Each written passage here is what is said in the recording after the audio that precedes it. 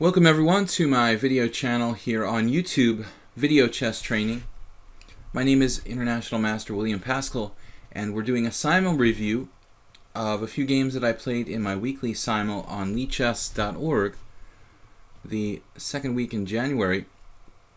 We're playing black in the following game against a fairly high-rated player. I think this guy, Halaziju from the Netherlands, was the highest rated player I played in this 25 board simultaneous exhibition.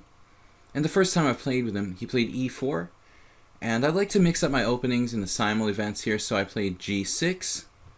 Most commonly I play the Sicilian, but I'd like to, for variation, play a few different moves.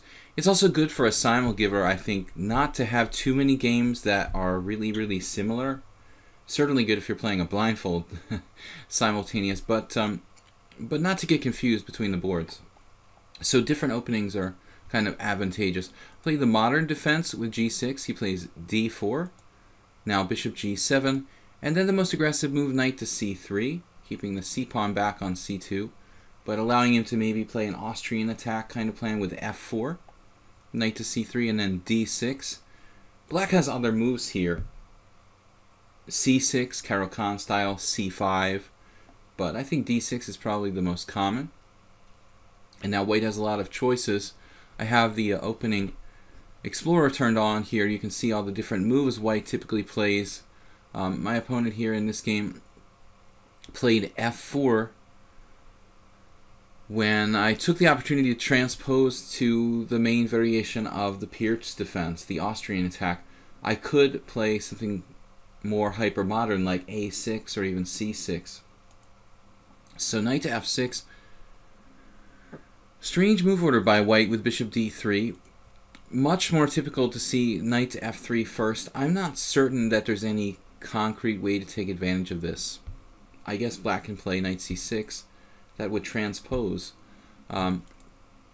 Castles, knight f3. And now the most common move in modern Pirc defense is knight a6 in this position, with the ideas of c5, sometimes knight to b4, but positions are very sharp. Another idea is c5, and bishop g4 is a less common move. But I played the older variation, knight to c6, which was something I studied years ago when I first picked up chess. The Pirc was actually the first opening I studied in a book. I had a very old book called Pirc for the Tournament Player, but nowadays the theory from that book is kind of out of date. In any case, e5 is probably the main move. Castles is also a good move. Bishop e3 is lesser seen, but interesting. Here he played h3. This is a very rare move. We can see there's only a few games played with it. White is white, and he has the first move advantage, so making a kind of inaccuracy in the opening doesn't really ruin his position entirely, but I think h3 is substandard. He creates some weaknesses in his position, notably like the g3 square. But more importantly, he's kind of wasting some time. And his intention is to stop bishop g4 type of ideas. I just don't think this move is really necessary, and bishop g4 isn't something you have to fear. So we try to take advantage here with the move knight to b4, and I was right. This was played by Raymond Keane back in 1971. Kind of an authority on the modern defense. And now we're going to try to get that bishop on d3. It doesn't really have a good place to go.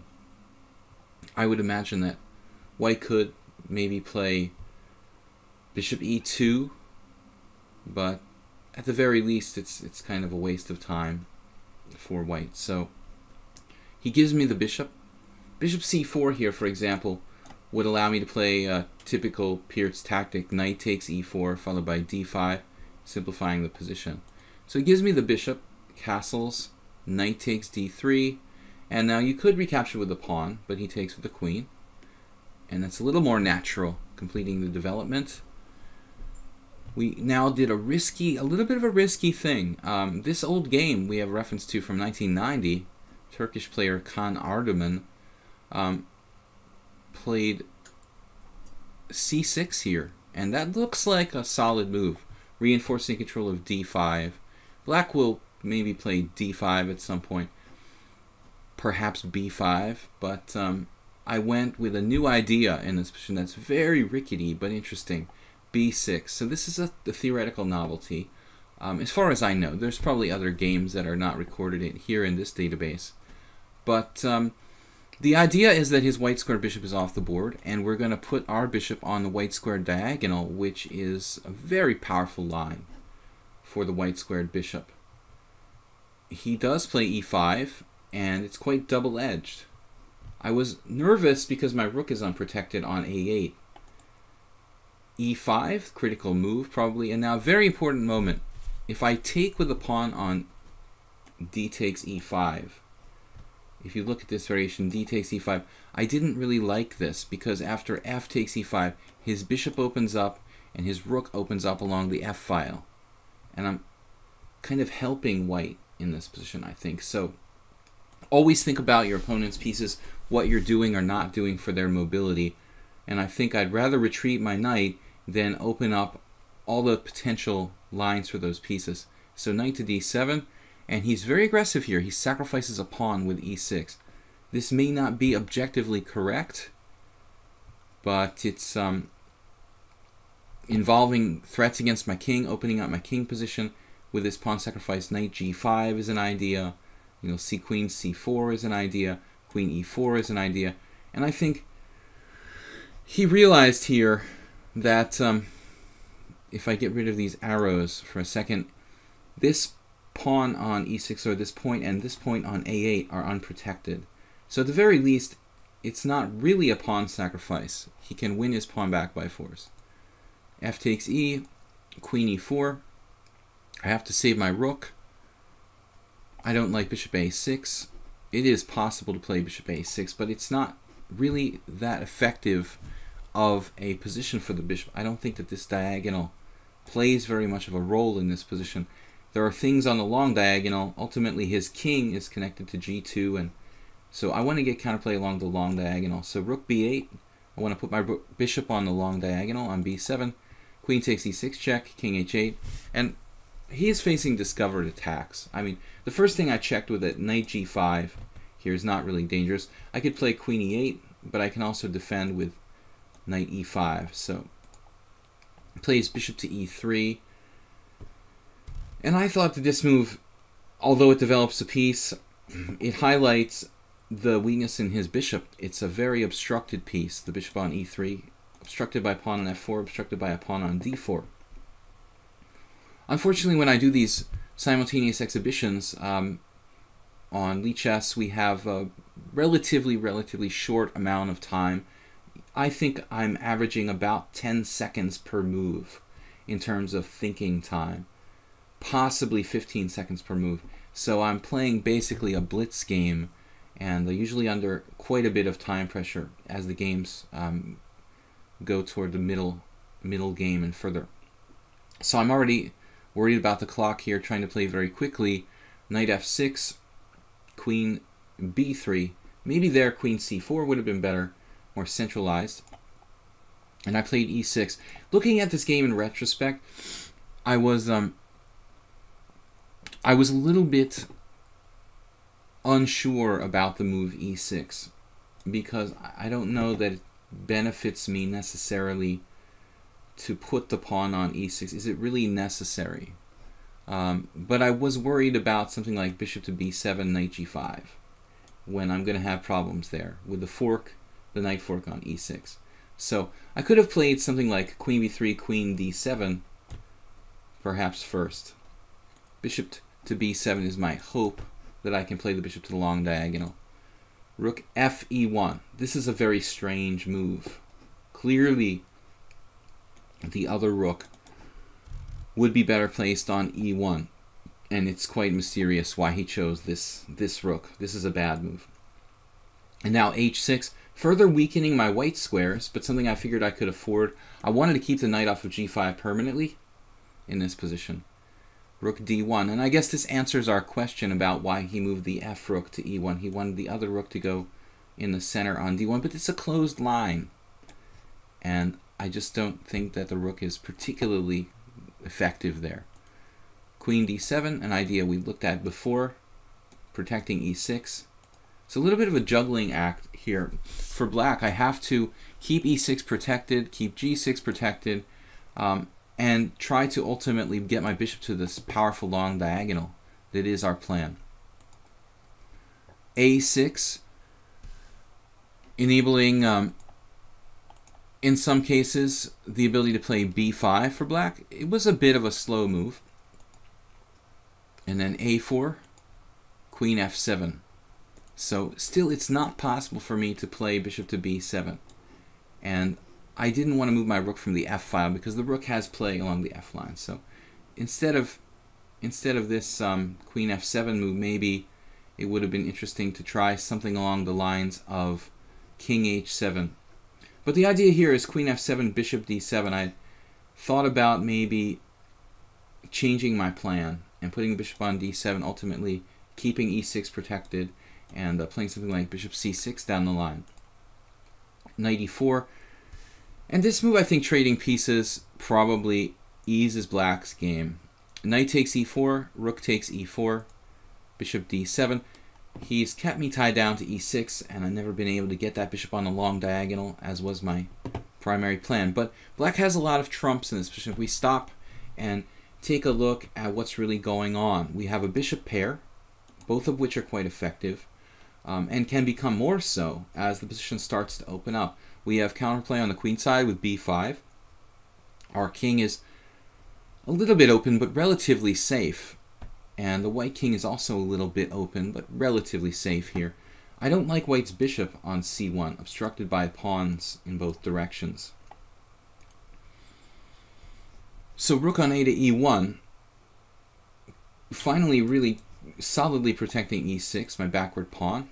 He's marking time, and then a5. This move wasn't necessary. I think this was me being in time pressure. a5, targeting the pawn on a4 perhaps. And now we do try to get in bishop b7 again, unable to do it. King g8, a lot of waiting moves around here. And then b4, and things become interesting because after b4, we see that white wants to break my pawns and create an outside passed pawn.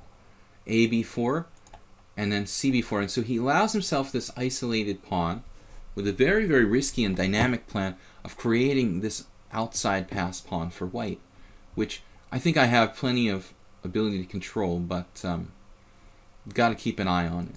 So bishop b7. And now, this was a very key moment.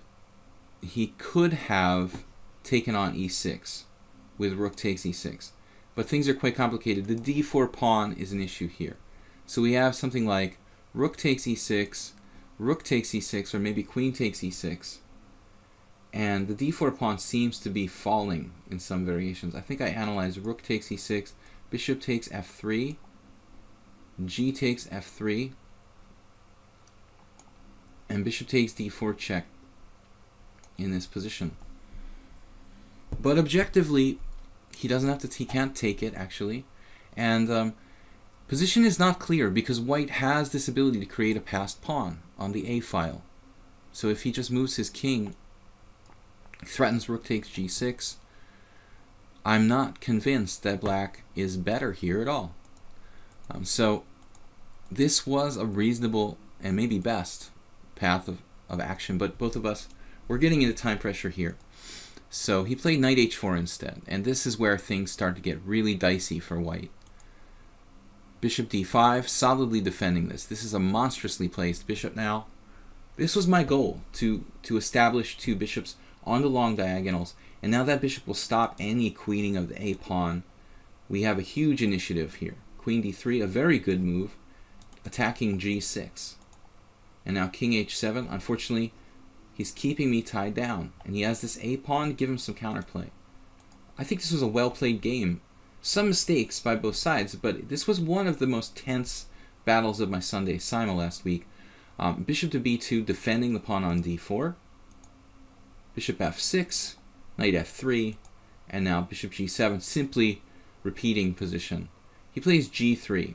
Now I guess he could play knight h4 back here, and that seems to me like the best choice, but he plays g3, weakening his kingside position, and now queen f5, forcing a trade of queens, hitting the pawn on h3. And this endgame is very good for black. It is possible to take with a g-pawn, but I wanted the pawn lever for black, g5. Rook takes, knight h4, rook h5. This was a risky move.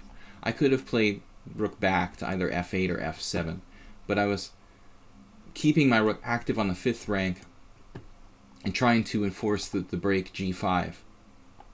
Now king h2, g5. I get a square for my king potentially in the endgame.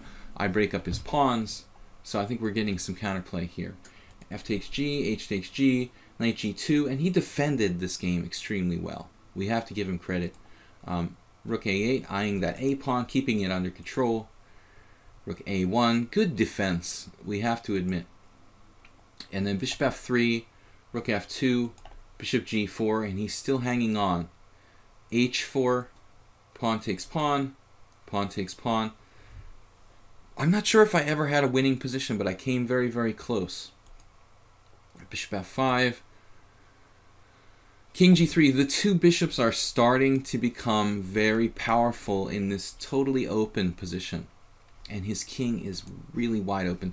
I missed now rook g8, which would have left his king in quite a bit of danger. Bishop f6, a5, and there's that little bit of counterplay that keeps white alive. B takes a, and then rook a6. Maybe a mistake, because this pawn isn't going anywhere at the moment. I had more active tries. Rook g8 check, rook b8, but I was afraid to leave the rook pawn unabashedly undefended against this threat of a5, a6, a7, a8. I was nervous. Bishop c3, and now I missed c5, a very powerful break. Bishop to d8. I was eyeing the pawn on a5, obviously, but this is an exceedingly passive move. Bishop to d8, rook b2, and then bishop e4, guarding the queening square, stopping rook b7, but he has counterplay with rook b8. And here I realized that I had made some mistakes, and I was very worried about the position. Bishop f6, rook c8, he surrounded my c-pawn, and it's still possible to play c5, I would imagine here. But instead I decided to play the questionable rook c6, letting that a pawn get active. Rook a3, more good defense from white. And here I was getting very, very low on time. I thought maybe less than a minute, a matter of like 30 seconds or a minute per move. So I decided to sacrifice the exchange, and I thought the following position was quite pretty. A defensive sacrifice, if you will. Rook takes c3, rook takes c3, and rook takes a5, giving up the c7 pawn. His structure is bad, my two bishops are good, and black has enough to hold the balance. Earlier I was winning, but the moment just didn't occur to me, and I was struggling with the time pressure. So at this point I was happy to draw against my highest rated opponent, basically. Bishop takes d4, rook takes check, and king h6. And it's a nice position. He's unavailable. The checkmating idea of rook h8, rook h7 is not possible. There are no checks. He takes my pawn. Bishop e5 check. I think this is just a very aesthetic position. King g4 was his best try in this position, but he missed it. Played instead king f2, and now we have at least a perpetual. We could even play king h5, try to go after that h pawn, but he does not try to avoid this repetition of position that arises here. There's no way white's winning this position now with no pawns left, and I agree to a repetition draw. So this is one of the three games we thought were the most interesting in my simul last Sunday. Let's go back here now to the simul list and find the next one. About 20 minutes analysis of each game here is what I'm trying to aim for.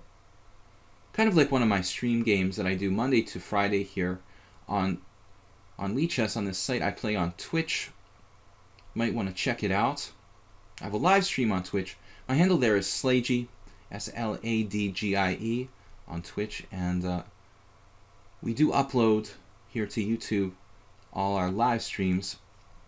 So this is the next game. I thought was really cool. Again, the bishop's feature in this one too. This was an interesting opening. This opponent, another new opponent for me, quite decent. 2159 rated opponent. E4, C5. I'm black again, and I played a normal Sicilian defense. What we call the classical variation. With knight to c6, and my unknown opponent, at least unknown to me, played the sharpest move, bishop g5, the Richter Rouser. Bishop to g5, bishop d7. Now, more common here is e6, and more deeply analyzed. If you look at the encyclopedia or Opening Explorer here, we see 14,000, nearly 15,000 games with e6, and only 2,000 with bishop d7. People don't know this variation as well, and that's why I like playing it with black. Bishop e2. Slightly more common and aggressive is queen d2, but bishop e2 is quite okay. And we do follow theory for a bit here. Queen a5, bishop takes f6, g takes f6, knight to b3. More common is castles in this position. The main line is something like castles, knight takes d4, queen takes d4, rook c8, and I've had several games against Sergei Kudrin, Jennifer Shahadi. I've played both of those guys, or girls, with this variation. A4 I think is the latest word on it, but objectively black is okay in these lines. Dreyev, a friend of mine, he's also not now playing it, but he did play this variation for quite some time. It's a good sideline for black to know if you play the black side of the Richter Rouser. So anyway, instead of that, white plays bishop takes f6 and knight b3. See here, this is a game I analyzed in depth many years ago when it was first played in 2004. Morozevich versus Dreyev. I recommend you take a look at that game. Very nice game by Alexei Dreyev. So queen g5, and now I'm used to seeing the move d3. I had forgotten the theory on this move, knight to d5, and I was kind of on my own here because I don't think I've ever played this position, with the exception of maybe a couple of blitz games online. In retrospect, we see that both castles queenside and rook c8 have been played, but my instinct is that castles queenside is probably better. And why is castle queenside probably better? I think because ultimately we're going to be able to play e6 and move the bishop on f8 and get into a position where we can coordinate and connect our rooks more easily. So it's very important to think about it not just in terms of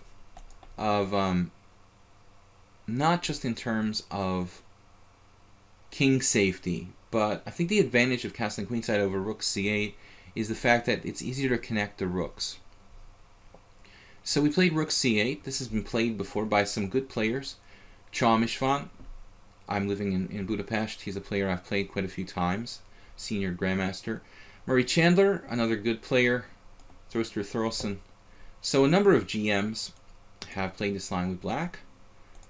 Now this is a new move. My opponent here also probably out of book. Everyone naturally castled. It's weird to play knight e3 in a sense because one doesn't imagine white's planning on castling queenside here. But in any case, we get into a new position that's never been played before. Knight e3, arguably a mistake, and I didn't know what to do. But over the board, I'm looking at two weak pawns, b2 and e4. And I didn't see, although it's risky to move my queen again, I did not see really a good defense. I mean, it looks like if I play there, he cannot defend both pawns. If I take the pawn on b2, My queen seems to have like ways to get out via c3 and a3, so I don't see my queen getting trapped with his lack of control on the dark squares, having traded his dark square bishop. Ultimately, maybe I could have played something else. Rook g8, queen g6. These moves are being suggested by the computer engine. But these computer engines, be careful when you analyze with computer engines. Give them time to think. Don't just say, oh, well, after 5 seconds, Houdini said that this is the best move. Even the most new computer programs really need time to analyze more deeply. So there's a big difference between 5 seconds analysis and 30 minutes, even for a computer. So the jury is out. Queen e5 is a very interesting move, and the game was quite complex. My opponent here played bishop g4, and I was a little worried here about the situation. Apparently I have some very dynamic possibilities like f5 and bishop h6, but this is a simul where I don't have a lot of time. I'm playing 25 people at the same time, and I try to keep things simple. So instead of these crazy complicated moves, I played e6, which I think is also good. And at this point, he sacrifices a pawn, actually 2 pawns. He castles now, and I have my choice. But given my choice, and it is possible to take neither pawn, something like h5, I was a little concerned about my queen, where it was going. But I take the central pawn. I mean, in general, this, I think, is the principal decision. It's a very valuable pawn. But in retrospect, white gets some interesting complications here. Bishop f3, this surprised me. I would have expected rook e1. Something along those lines. Naturally putting the rook opposite my king and creating tactical possibilities. Instead, bishop f3. And I move the queen away. Also a debatable position. But I didn't want the queen to be sidelined on a crazy square like a4. So I try to stay relatively close to the center with queen g6. And now rook e1, move I was talking about a minute ago. And there are a myriad of tactical possibilities. Knight c4, knight d5. So bishop e7. And the way Cadero, my opponent here, manages to get some interesting play. Knight c4, naturally attacking the d6 pawn. And there's no good way to protect this. So if I lose that pawn, if I lose a pawn here, and do something like castles kingside, my pawn structure is destroyed. My development's not that great.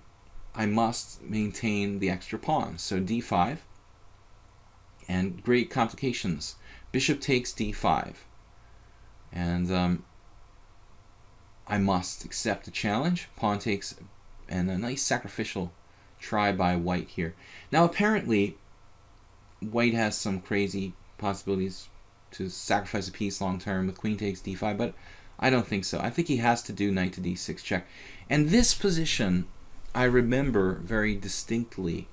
I did not spend a long time on this move. And I'm thinking that now, I'm kind of surprised by that, because this situation where I have 2 legal moves with my king is clearly a very, very important moment in the game. And I was a little surprised with myself in retrospect, because I recall that I fairly quickly played king to d8. And that looks like the more dangerous way to go. And I would think that in the simul situation, I would have preferred to err on the side of caution under most circumstances. So I would have expected myself to play king f8 fairly quickly. But when I look at it with the computer engine for an extended period of time, even the computer is totally unsure which of these moves is really objectively better. The evaluation has been bouncing back and forth. After I looked at this position for 5 minutes or so, the engine couldn't decide whether it was better to go king d8 or king f8. I think king f8 is safer. But I think that my idea was he was going to take my rook, and I would take with the king on c8.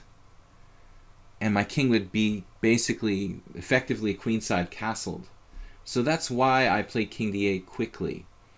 But it turns out that he shouldn't take the exchange, probably.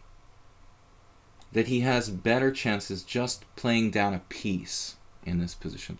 So it's possible that in the long run it would have been better to play king f8, because after that he doesn't have anything better than taking the exchange, And after knight takes c8, bishop takes c8, queen takes d5. Black is better in this position. I have two bishops for a rook and a pawn, but the position is very open, and his king doesn't have a lot of defense. And I have the ability to attack down the g file, the knight coming to e5, the bishop coming down here to h3. So black's attacking chances are greater than white's. So this was a serious risk I took playing king d8 because I underestimated this. This was his best move, knight takes b7 check, sacrificing a full piece. And apparently after king c7, my pawn structure shattered. He has some threats against my king. And by simply retreating his knight, something like knight to c5, the position would remain, I think, fairly complicated. Now, black objectively might be better according to the computer engine. This could be an interesting practical try for white. Maybe, maybe not, but I thought a risky decision to play king d8. So instead, he did take the rook. I took with the king. He grabbed the pawn on d5. And the problem is, I don't really have any pawn breaks here. So if I can't checkmate him by directly using my pieces, there's no way to actually get at his king. Rook g8, g3, of course, and this is the problem. You know, how do I actually break him down? Knight e5 with the idea of bishop c6 would be decisive. If I play knight e5 here, it looks like he has knight a5 among other things. Yes. Knight a5. This was the problem.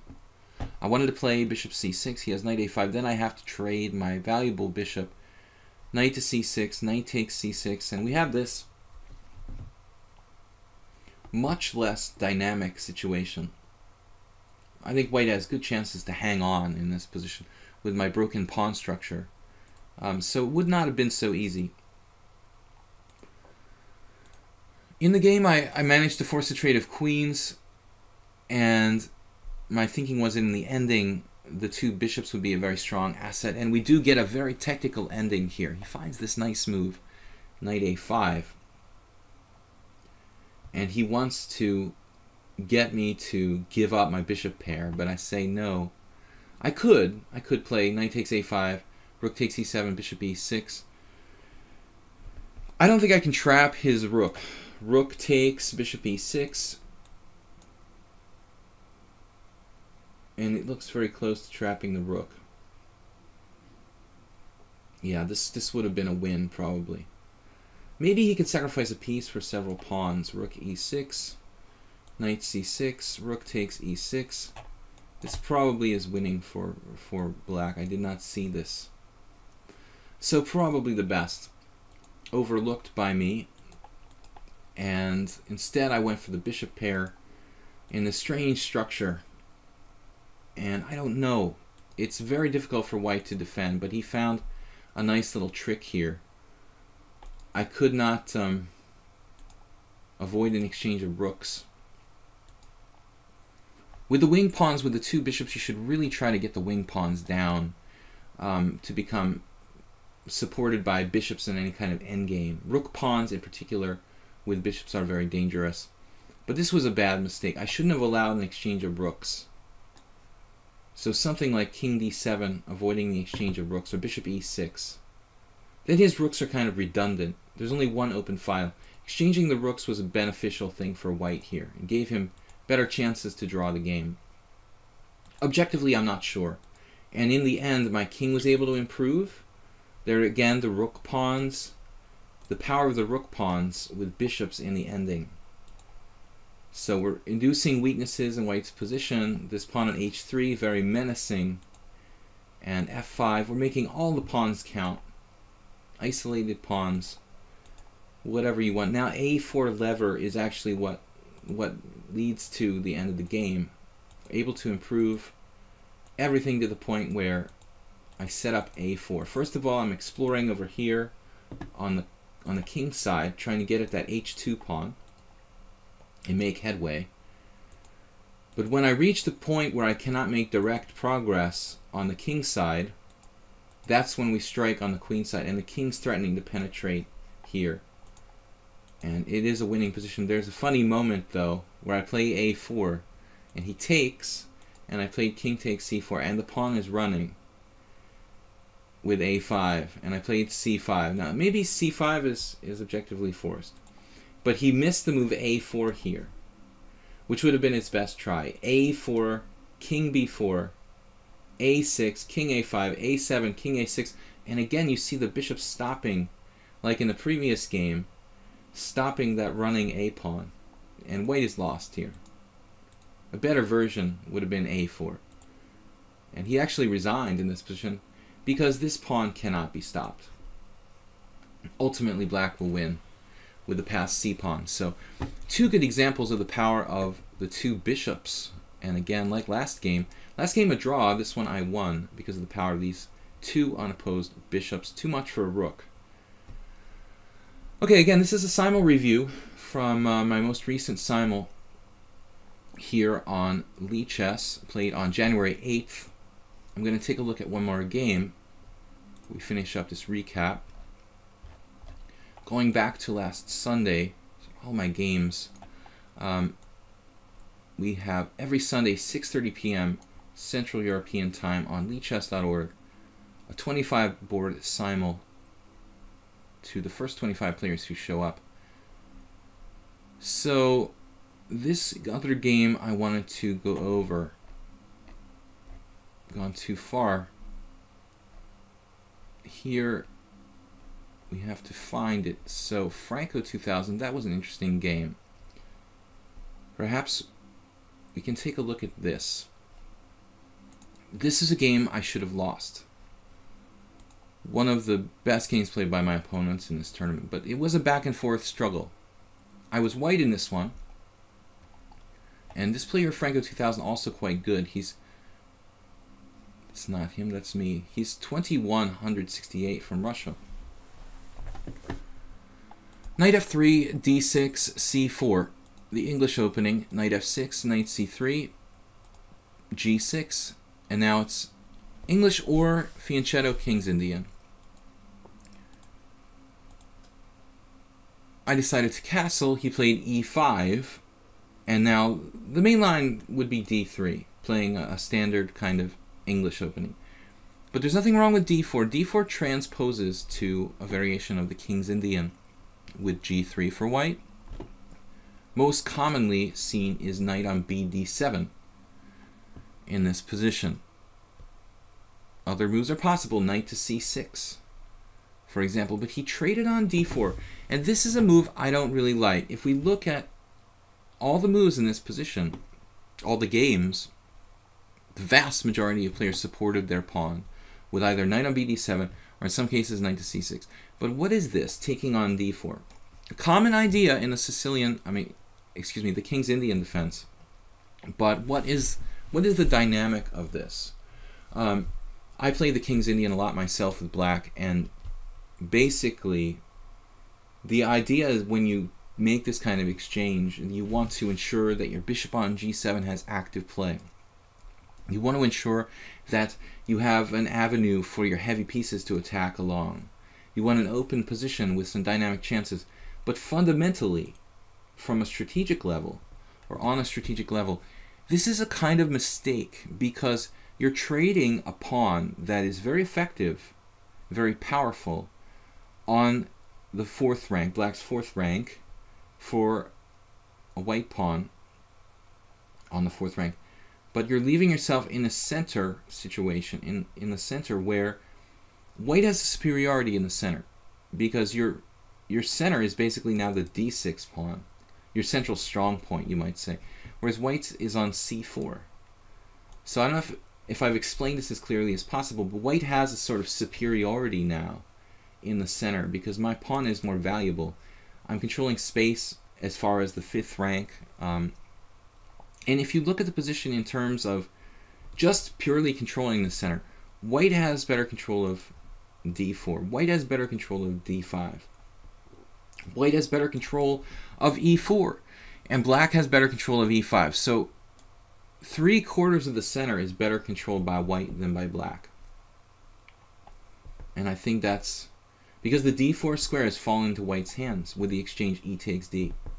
There's a lot more to chess than just pawn structure, but this is a very fundamental concept. Rook to e8, and now I think if I had to do this over again, I would prefer b3. b3 allows me to put my bishop on a long diagonal, counter the powerful bishop on g7. And if I can exchange that off down the line, the black king side will be rather weak. So given the opportunity to play b3 and bishop b2, I think that white should take it. Instead, I played here h3, which is a typical prophylactic move. I could also, it should be noted, play e4. And e4 would directly transpose to some main variation of the King's Indian. So instead of h3, I like b3. Played h3, and now a6. This is a new move.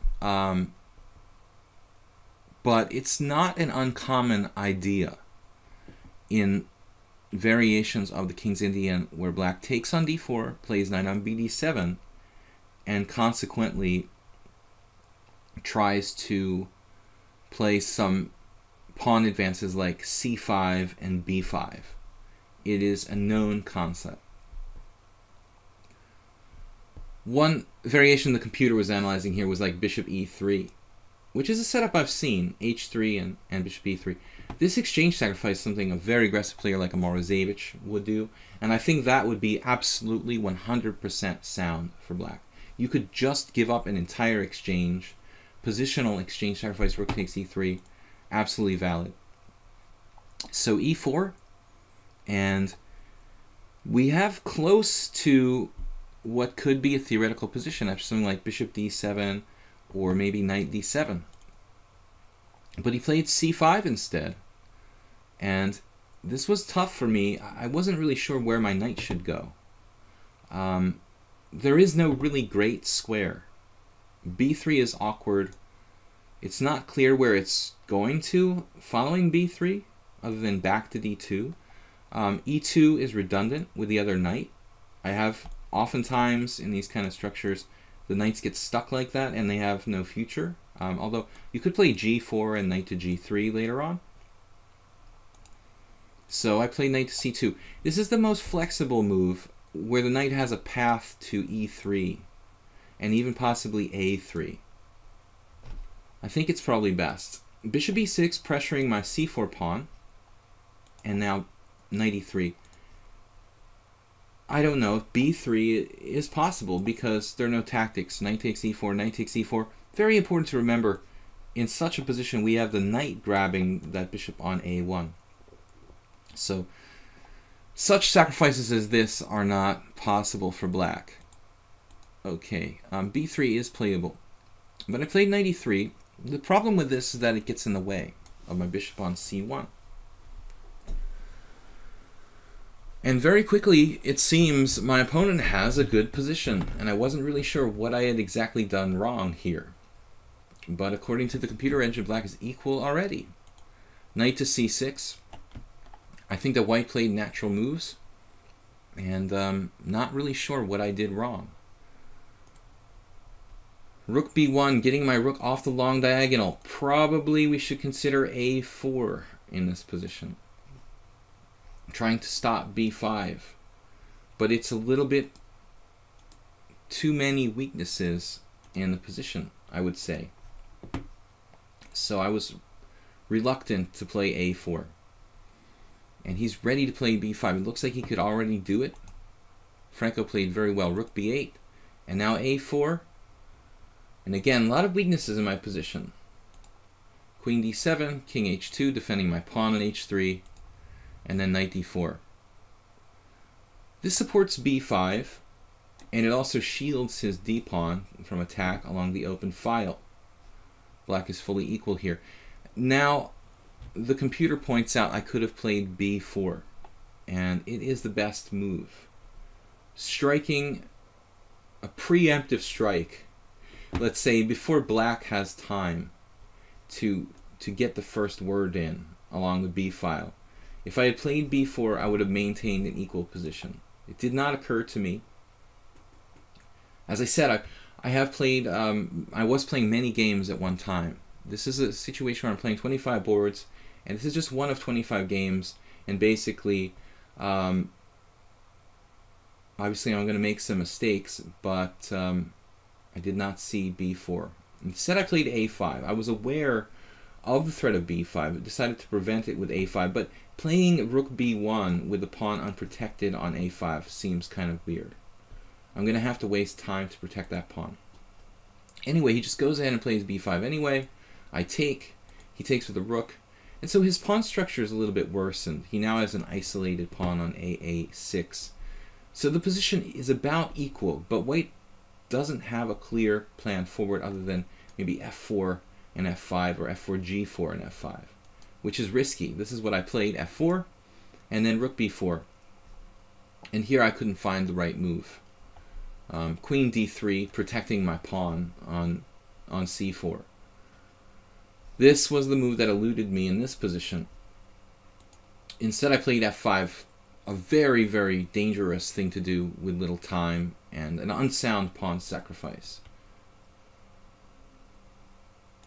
G takes f. It weakens his kingside position, but I'm sacrificing a key pawn here, and Franco jumps right on the opportunity. Now knight takes f5, and then knight to d5. This was my trick. Obviously I'm not taking his knight on f5, I'm trying to get control of the d5 square at the cost of a pawn. Bishop takes d5. This is apparently a very bad mistake, but he was clearly afraid of knight takes d5. And pawn takes d5, which I would have been afraid of too. Apparently there are some insane tactics here that black has. It's in the knight takes g3. A human being is not going to find this. Maybe unless it's a very, very, very long time control. So this is the computer's suggestion. Obviously a human. I didn't see it, black didn't see it. You know, most people are going to do what he did in this situation. Either take with the bishop or not take at all. Because knight takes, pawn takes looks like he's losing a piece. Bishop takes d5, and now I have very good counterplay because he's given up his white squared bishop. He has some weaknesses on the white squares. Knight takes d5, knight takes d5, bishop takes d5. Obviously I don't take with the pawn. I want to keep my bishop active, bear down on f7. And so my gambit worked. I sacrificed the pawn, and he gave up his white squared bishop. He has some issues here. He defends well. Rook e7, bishop g5, rook e5, and apparently, again, I missed this move, this centralizing queen move, slowly increasing the pressure with queen d3. Instead, I played rook f3, which was another plan. To defend laterally, white has an okay position. I have compensation for the pawn, but perhaps this centralizing move, keeping an eye on the knight on f5, and then slowly maybe something like rook f2 and rook f1. But rook f3, king h8, another good move, best move according to the computer. Queen d3 now, just a hair too late. And he has f6 defending. So this was still a very good game until this point. Bishop f4, and then rook e8. Apparently this was a blunder, though I didn't see bishop d2. I don't think I saw bishop d. I did play bishop d2. Okay. Bishop to d2, knight d4, and it looks like an exchange of pieces. Bishop takes b4, knight takes f3 check, bishop takes f3, and that was simply a blunder. So I didn't see in time pressure that I could take with the queen. And I have bishop c6, skewering his queen to his rook on e8. And that wins the game. So black had a defense here, but it's not really adequate this much. He had to play knight to d4 in this position first. And black would be okay. He can even sacrifice the exchange on e5. For example, rook f2, or bishop takes e5 with an exchange of rook for rook. Knight takes f3. Opposite color, bishop endgame, compensation for pawn. It's about equal. So we traded some mistakes here, but I think that the play was reasonable given both sides were in time pressure. I missed this variation, knight d4, bishop takes b4, knight takes f3, queen takes f3, and bishop c6, winning on the spot. And when I don't see that, obviously my intention was not to lose in this position. I'm down a pawn. Opposite colored bishop positions are notoriously drawish, but with heavy pieces on the board, normally the side with the more active bishop is not equal but better. And I missed another chance here to play c5 with some initiative. The creation of a passed pawn on c6 would have been very powerful, and I think leading to a slight advantage for white. But I played bishop g4, a kind of pointless move. Obviously, this was simply time pressure. I'm sure that I had like 30 seconds left on the clock at this point. Bishop g4, queen c7, and now I'm just kind of blockading the position and trying to make a draw. But slowly I get outplayed here. I am down a pawn, and the white king is somewhat open. He also has the ability to play a5, a4, maybe as a pawn sacrifice, and create a powerful passed pawn along the b file. Rook f1. Objectively, this should be drawn. Queen f5, queen b8, and I cannot afford to trade queens and lose my pawn on b3. So rook f3, and I was very unhappy about the possibility of white having to deal with rook e2 check, but he first played rook c3, and then queen d5, and I was worried about this position. I did not like having my king forced back to the first rank, with the queen still on the board. But apparently, white is still okay. Queen a7. Nasty threats. He's threatening rook c1, winning the game immediately. So white has to be very careful. Rook f1. Queen e7, another good move, staying active. And then, this is my mistake. I mean, this was a panic move brought on by time pressure. But white has to be extremely careful here with opposite-colored bishops. Although his bishop on g7 is blocked in. I shouldn't be in real danger. I was in very much danger on the clock, and I blundered here, allowing the queen exchange. And in the resulting endgame now, there's much less danger to his king. So his king can start to come out, and he has threats against the b3 pawn. He has the ability to play a5, a4. So trading queens was a very, very big mistake for me here. Rook c3, and then c5. I am known for my defensive skill, and this position was no exception. Facing the loss of a second pawn, I found the best way to go, and that is c5, saving the b3 pawn. D takes c5, and then rook a1. I decided to offer the g3 pawn for the a6 pawn to get my rook active. Rook takes g3, rook takes a6. I don't know about this position. I'm down 2 pawns with some blockading chances, but when his king and bishop finally get active, black should have good chances to win here. Bishop f8, king h2. We were in very bad time pressure, both of us, at this point. And he finally activates his king, and he's nearly winning in this position. I played h4 to keep his king off of g5. Bishop c4 now, and his king is in. His king is in, and black has realistic winning chances. I will try to keep him tied down to either the f pawn on f6 or the h7 pawn or his bishop on f8. But in this position, I win the pawn on h7, and finally black is making progress here. Black is going to probably win the pawn on h4 with king g4. Very good winning chances for black. I don't know whether I would pronounce this a winning position.